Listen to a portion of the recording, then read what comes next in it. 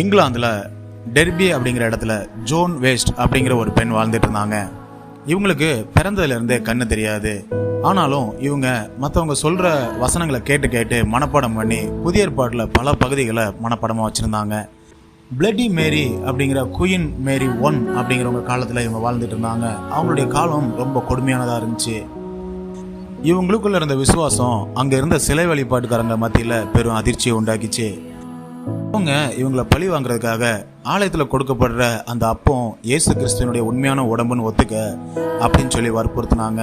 ஆனால் இவங்க ஒரே வார்த்தையை சொல்லிட்டாங்க, அது வெறும் அப்பந்தான், இயேசு கிறிஸ்துவின் உடலுக்கு அடையாளமாக நாங்கள் இதை சாப்பிட்றோம் அப்படின்னு சொல்லிட்டாங்க.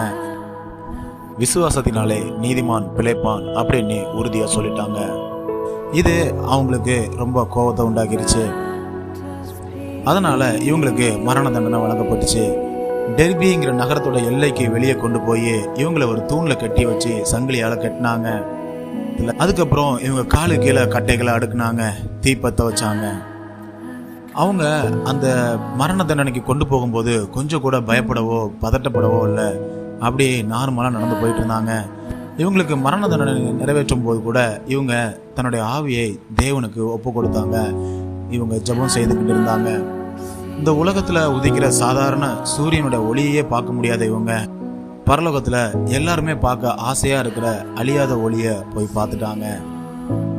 1556 வருஷத்துல இவங்களுக்கு மரண தண்டனை கொடுக்கும்போது இவங்களுடைய வயசு வெறும் 22 மட்டும்தான்.